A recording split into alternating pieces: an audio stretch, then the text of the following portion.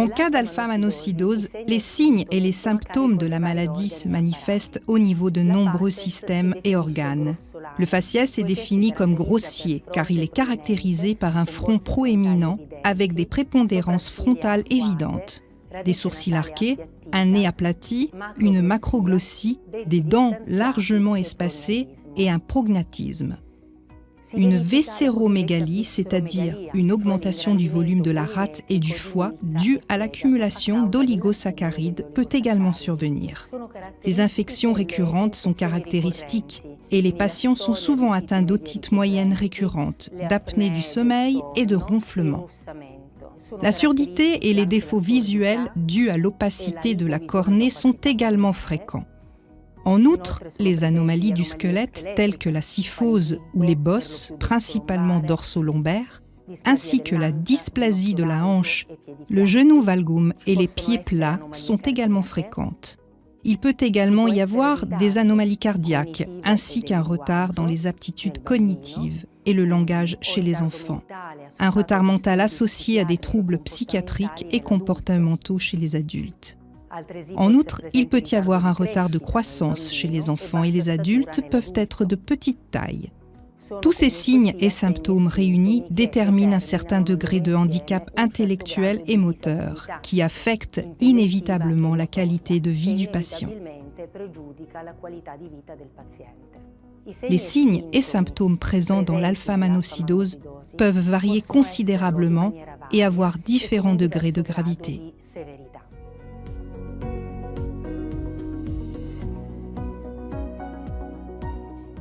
Il existe plusieurs sous-types cliniques, légers, modérés et graves. Les formes légères sont caractérisées par une progression lente de la maladie et des symptômes et signes plus atténués à l'âge adulte.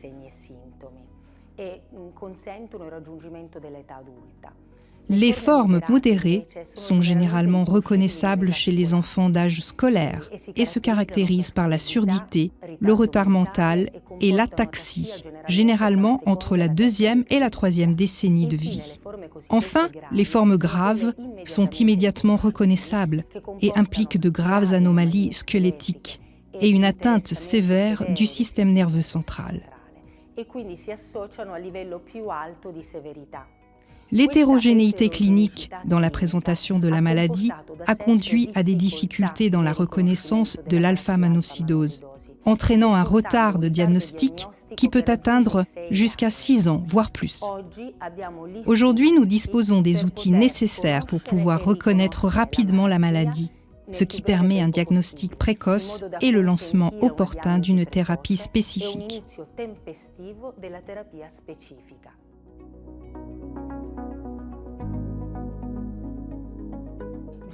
En général, les patients pédiatriques sont accompagnés par leur famille chez un pédiatre de confiance. En revanche, les patients adultes peuvent être orientés vers différents spécialistes en fonction de leurs symptômes. Le plus souvent, vers un otorhinolaryngologiste pour la surdité, l'apnée du sommeil ou les ronflements, ou vers un psychiatre dans le cas de troubles du comportement. Come pure dal neuropsichiatra nel caso di ritardo o disturbi di tipo comportamentale. Lorsque les spécialistes summentionnés soupçonnent une maladie métabolique de surcharge lysosomale, l'enfant ou l'adulte doit être immédiatement orienté vers le centre de maladies métaboliques le plus proche de son domicile.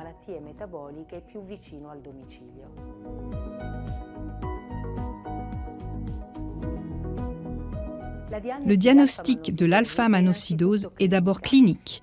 Le médecin est chargé de reconnaître les signes et les symptômes présents dans les différents organes et systèmes et d'assembler les pièces du puzzle. Le diagnostic définitif est biochimique, car l'activité de l'enzyme déficiente peut être analysée dans le sang, où les oligosaccharides qui s'accumulent en raison du dysfonctionnement de l'enzyme peuvent être mesurés dans l'urine. Le diagnostic peut également être confirmé par une analyse génétique.